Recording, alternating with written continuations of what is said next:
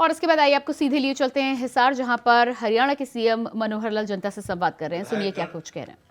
सभी जिलों के प्रशासनिक अधिकारी, सभी विभागों के अधिकारी, उपस्थित सभी हमारे महानुभाव बहनों भाइयों, पत्रकार छायाकार मित्रों, आज जैसा बताया गया कि यहां लुवास यूनिवर्सिटी, इसका जो एक प्रशासनिक भवन, वाइस चांसलर का प्रशासनिक भवन है, उसका उद्घाटन हुआ और साथ ही पशु नस्ल सुधार के नाते से ये जो एम्ब्रियो ट्रांसप्लांट की जो लैब है, उसका भी उद्घाटन किया गया। इस अवसर पर मैं यहाँ के सभी वैज्ञानिकगण, सभी प्राध्यापक, सभी विद्यार्थीगण, इनको विशेष बधाई और शुभकामना देता हूं कि अपनी यात्रा में ये बहुत आगे बढ़ रहे हैं। हरियाणा चूंकि कृषि प्रधान प्रदेश है, तो यहाँ के किसान की, कृषक की आय बढ़ाने के लिए खेती के साथ साथ जो अन्य एलाइड सर्विसेज हैं, अन्य जो सहायक ऐसे व्यवसाय हैं, उनको आगे बढ़ाने के लिए भी बहुत काम किया जा रहा है। इस अवसर पर यहाँ के सभी संबंधित लोगों को बहुत बहुत बधाई। हरियाणा में इंफ्रास्ट्रक्चर के जो आज उद्घाटन और शिलान्यास चाहे यहां से किए गए हैं, जैसा 10 बड़े प्रोजेक्ट जिनका उद्घाटन शिलान्यास यहां से किया गया है 784 करोड़ रुपए, शेष शिलान्यास उद्घाटन सब जिला केंद्रों पर अथवा अन्य स्थानों पर जो वहां के हमारे मुख्य अतिथि जो भी जिस कार्यक्रम में है उनके द्वारा किया गया है, उन सबको भी, पूरे हरियाणा के लोगों को भी मैं अपनी ओर से बहुत बहुत बधाई और शुभकामना देता हूं। जैसा हम जानते हैं कि इंफ्रास्ट्रक्चर एक ऐसा माध्यम है जिसके कारण से किसी भी प्रदेश अथवा देश की जो अर्थव्यवस्था है वो उसके ऊपर निर्भर होती है। अमेरिकन लोगों का ये मानना है कि हमारे देश में जो इंफ्रास्ट्रक्चर है, कुछ लोग तो ये सोचते हैं कि वो धनी देश है, अमीर देश है, इसलिए वहां का इंफ्रास्ट्रक्चर शायद मजबूत है, लेकिन अमेरिका के लोग कहते हैं हमने पहले इंफ्रास्ट्रक्चर पर ध्यान दिया, हमारा इंफ्रास्ट्रक्चर मजबूत है, इसलिए हमारी अर्थव्यवस्था अच्छी है। तो वैसे तो एक दूसरे के साथ जुड़ी हुई चीजें हैं, लेकिन फिर भी जितना इंफ्रास्ट्रक्चर अच्छा होगा, उसमें से दीर्घ काल तक आर्थिक व्यवस्था उस देश और प्रदेश की अच्छी बनती है। तो आज हरियाणा के नाते से हम ये कह सकते हैं कि हमारा जो भौतिक विकास है, इसमें हमारी प्रगति और समृद्धि जो लगातार हो रही है, वो इसी के कारण से हो रही है। हमने जहां भौतिक विकास है, उसके साथ साथ अपने सांस्कृतिक और सामाजिक विकास पर भी बहुत ध्यान दिया है।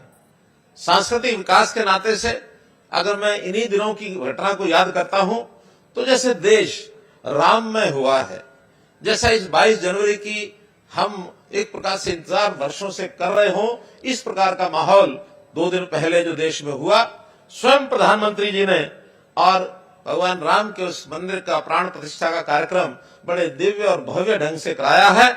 उससे एक प्रकार से देश की जनता में एक उल्लास, एक उत्साह ये दौड़ा है, ये बढ़ा है। प्रधानमंत्री जी एक विकास पुरुष के नाते से मैं ये भी कहूंगा कि वो एक आध्यात्मिक व्यक्ति भी है। यानी जैसे हम सुन रहे थे कि शिलान्यास और जो कार्यक्रम हुआ अपना अयोध्या में, इस प्राण प्रतिष्ठा के कार्यक्रम से पूर्व शामिल होने से पहले 11 दिन का लंबा उपवास ये उन्होंने किया है। तपोबल के साथ ही ये काम संभव होता है, सामान्य व्यक्ति इसको कर नहीं सकता है। तो इस प्रकार से इस कार्यक्रम के माध्यम से हमारी जो नई पीढ़ियों को जिस प्रकार का ये उत्साह पूर्वक एक इस कार्यक्रम के माध्यम से और जैसा एक उत्साह मिला है, ऊर्जा मिली है, ये हमारे इस काम को आगे बढ़ाने में पीछे नहीं छोड़ेगा। मैं पुनः आज के इस शिलान्यास के कार्यक्रम के ऊपर आता हूं, जिसमें 76 योजनाएं ऐसी हैं जिनका शिलान्यास का कार्यक्रम हुआ। 1338 करोड़ रुपए की उनकी लागत हुई है और ऐसे ही 76 परियोजनाओं का उद्घाटन भी हुआ है जिसका 686 करोड़ रुपए का और उस पर लागत आई है। तो इन कार्यक्रमों के माध्यम से हम पूरे प्रदेश में एक ये संदेश देने में सफल हो रहे हैं कि विकास हमारे लिए बहुत महत्वपूर्ण चीज है। आज ऑनलाइन ये कार्यक्रम जो किया है कोई पहली बार नहीं किया है। वास्तव में तो कोविड का समय एक ऐसा समय आया था जब ये नई राह कोविड ने हमको दिखा दी थी, क्योंकि इतने सारे प्रोजेक्ट स्वयं उपस्थित होकर के वहां उद्घाटन शिलान्यास करने का समय भी बहुत लगता है, साधन बहुत लगते हैं। तो हमने 2019 में पहली बार ये जो कार्यक्रम किया था उद्घाटन शिलान्यास का, जिसमें से 209 प्रोजेक्ट 4000 करोड़ रुपए के उसने किए थे, और लगातार ये 8वां कार्यक्रम हमारा है ऑनलाइन शिलान्यास उद्घाटन का। और अगर 8 कार्यक्रमों का मैं कुल संख्या आपको बताता हूं तो 7 कार्यक्रम पहले जो हुए 1459 प्रोजेक्ट जिनकी कुल राशि 15,091 करोड़, इतने बड़े कार्यक्रम हमने किए हैं, जिसमें आज 8वां कार्यक्रम और जुड़ गया है जो 2024 करोड़ रुपए का ये जुड़ा है। तो इस कारण से हम अपनी जो विकास की गति है उसको बराबर आगे बढ़ा पाए हैं। आज जिन 19 जिलों में इस उद्घाटन और शिलान्यास के कार्यक्रम हुए हैं उसमें उल्लेख करना चाहूंगा गुरुग्राम, जहां आज 42 प्रोजेक्ट, सबसे बड़ी संख्या वहां हुई है। भले प्रोजेक्ट छोटे थे लेकिन सबसे बड़ी संख्या गुरुग्राम जिले की रही है। और राशि के नाते से फरीदाबाद 270 करोड़ रुपए, फतेहाबाद 268 करोड़ रुपए, हिसार 156 करोड़ रुपए। तो उल्लेखनीय जिलों में इनकी जो गिनती है वो सब होती है। हमने इस मजबूत इंफ्रास्ट्रक्चर के लिए प्रदेश में कुछ विशेष प्रकार की व्यवस्थाएं भी की हैं, ताकि हमारे जो काम हैं उनकी गति वो लगातार बनी रहे, उस गति में कोई व्यवधान न पड़े। इसके अंदर हमारे फाइनेंस डिपार्टमेंट का एक बहुत बड़ा एक पहलू, जो अर्थव्यवस्था के हिसाब किताब को जानते हैं उनको समझ में आएगा कि कई बार वर्ष अंत 31 मार्च को कुछ प्रोजेक्ट ऐसे होते हैं जिनकी राशि मंजूर होती है, वो 31 मार्च को बची हुई राशि लैप्स हो जाती रही है। लेकिन 2 वर्ष पहले हम वो राशि लैप्स न हो, एक विशेष व्यवस्था की, जिसको हमने कहा medium term expenditure framework reserve fund. अर्थात जो राशि 31 मार्च को बचती है और किसी प्रोजेक्ट विशेष के लिए उसको रिजर्व किया जाता है, तो बचने के बाद वो लैप्स नहीं होगी बल्कि एक रिजर्व फंड में चली जाएगी, ताकि अगले वर्ष में उस काम को उसी राशि से कराया जा सके। नए प्रोजेक्ट जो आते हैं उसमें यदि राशि की कोई आवश्यकता पड़ जाए बीच में, उसी फंड में से उसका उपयोग भी कर सकते हैं और आने वाले बजट में उसका अलग से प्रावधान किया जा सकता है। तो इस के माध्यम से हमारे जो प्रोजेक्ट हैं लगातार वो चलते हैं, उसके अंदर कोई कठिनाई नहीं आती है। पूरे प्रदेश का एक समान विकास 2014 में सत्ता संभालने से पहले ही हमने कहा था, हरियाणा एक, हरियाणवी एक। कभी हमने इस प्रकार का कभी दुविधा नहीं मन में आई है कि किसी विशेष जिले का, किसी विशेष इलाके का विकास ज्यादा होना चाहिए, चाहे वो नूंह जिला हो, सिरसा जिला हो, अथवा पंचकुला जिला हो, फरीदाबाद गुरुग्राम हो, करनाल हो, रोहतक हो, भिवानी हो, हिसार हो, कोई भी जिला। इन सब जिलों में जहां जितनी आवश्यकता वहां से आई है, वहां की डिमांड आई है, अथवा डिमांड नहीं भी आती है, तो मैपिंग के आधार पर जहां जिस चीज की आवश्यकता है हम अपने आप उन कामों को कराने के लिए आगे बढ़ते हैं। अभी पिछले दिनों में हमने शिक्षा विभाग के जो विद्यालय हैं, महाविद्यालय हैं, जहां जहां आवश्यकता लगी 20 किलोमीटर दायरे के अंदर एक कॉलेज जरूर होना चाहिए, हमने बिना किसी की डिमांड के भी ऐसे लगभग 70 कॉलेज पिछले वर्षों में खोले हैं, और उसमें भी महिला शिक्षा, इसके ऊपर ज्यादा ध्यान दिया है। अभी इस बार हम स्पोर्ट्स डिपार्टमेंट की मैपिंग करा करके और उस कमी को, जहां कहीं कमी है, हालांकि स्पोर्ट्स में हमारा स्थान बहुत अच्छा है, प्रदेश का कहीं पीछे नहीं है, लेकिन फिर भी और आगे बढ़ने के लिए जहां कहीं किसी खेल की ज्यादा आवश्यकता समझें या वहां की रुचि समझते हैं लोगों की, उन स्थानों के ऊपर खेलों का इंफ्रास्ट्रक्चर पूरा होना चाहिए। अभी 10 किलोमीटर दायरे के अंदर कोई ना कोई खेल का एक अवसर जरूर मिल जाए खिलाड़ियों को।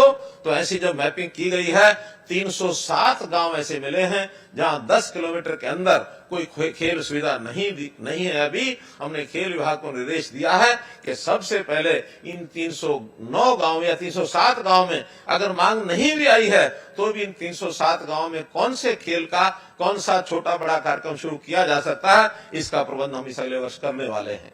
अर्थात मांग की बजाय जरूरत के हिसाब से इनका विकास हो, ऐसे हमारे करने की जो कार्य पद्धति है, इसकी काफी सराहना भी हो रही है और बहुत लोग इसके लिए आगे भी बहुत प्रांत हमारी इन योजनाओं को और आगे प्रसू भी कर रहे हैं। इन सब काम को करते समय हमने अपने सामाजिक बदलाव में भी सिस्टम में बदलाव, सामाजिक विकास के नाते सिस्टम में बदलाव बहुत किए हैं। व्यवस्था परिवर्तन के काम अगर देखा जाए, किसी चीज का निर्माण करना आसान है, लेकिन किसी सिस्टम में बदलाव करके लोगों को गले उतारना ये बहुत मुश्किल है।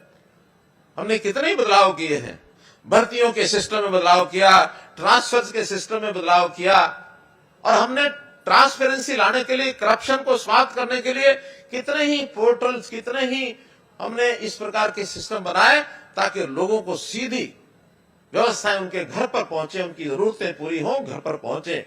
और सबसे बड़ा काम आपने देखा है, हमने जो पूरे समाज का डाटा इकट्ठा करने के लिए 71 लाख परिवार हमारे एक खाते में हमारे पास आ जाए, परिवार पहचान पत्र, ये एक यूनिक ऐसा काम किया है जो किसी प्रदेश ने, किसी देश ने आज तक नहीं किया। किसी एक व्यक्ति की पहचान तो आधार के हिसाब से बहुत वर्ष पहले हो गई थी, लेकिन किसी परिवार को एक साथ उसकी जानकारियां सब हमारे पास उपलब्ध हो, क्योंकि हमारा सामाजिक सिस्टम ऐसा है, परिवार आधारित है। उस परिवार में बुजुर्ग भी हैं, बच्चे भी हैं, महिलाएं भी हैं, पुरुष भी हैं, नौजवान हैं, पढ़ने वाले हैं, रोजगार, बेरोजगार, खेती, अस्वस्थ, किसी न किसी व्यक्ति की कोई ना कोई विशेषता हो या तकलीफ हो, वो सब एक साथ हमको पता लग जाए ताकि आवश्यकता अनुसार हम सबकी योजना एक साथ बना सकें। आज बेरोजगारी के बारे में बहुत चर्चाएं विपक्ष के लोग करते रहते हैं। 2% से लेकर के और 35% तक आंकड़ा उनका चलता है। जब मन में आए 2% आ गया, जब मन में आए 20% आ गया, मन में आए 35% आ गया। कोई ऐसी जादू की छड़ी हमारे पास नहीं है कि 35% से अब विपक्ष के लोगों ने 9% बोलना शुरू कर दिया। तो आखिर ये रेगुलर चीजें होती हैं, कोई बढ़ती है घटती है, शायद गति से बढ़ती है। हमारा अनुमान अब एक एक व्यक्ति का एक सही अनुमान मैं कह सकता हूं, सेल्फ डिक्लेयर्ड, जिन लोगों ने कहा कि मैं बेरोजगार हूं, मुझे रोजगार चाहिए, वो लगभग 8.5% बैठता है। अब 8%, 9% का अंतर तो मैं समझ सकता हूं, लेकिन 8-9% की बजाय उसको 34% कह देना सिवाय राजनीतिक प्रोपेगेंडा करने के और कुछ नहीं है। और हम इन सब 8% लोग हैं, इनका एक एक का हिसाब हमारे पास है, किसको कहां आवश्यकता उसकी पूर्ति हो सकती है। सरकारी रोजगार के नाते फार्म भरने का काम वो करते हैं, हम पारदर्शी तरीके से नौकरियां देते हैं। प्राइवेट नौकरी के नाते हम अपने उद्योग को बढ़ावा देते हैं। हमारा उद्योग ईज ऑफ डूइंग बिजनेस के कारण से बहुत अच्छा बढ़ रहा है। उस नाते से हमने पिछले 9 साल में, 9.5 साल में 30 लाख लोगों को रोजगार देने के अवसर उपलब्ध कराए हैं। इसी प्रकार आज भी किसी को स्किल डेवलपमेंट के नाते, हुनर विकास के नाते अपना स्वयं का रोजगार करना है, उसके लिए बैंक से लोन लेकर के देते हैं ताकि कोई अपना रोजगार करे। हर किसी को सरकारी नौकरी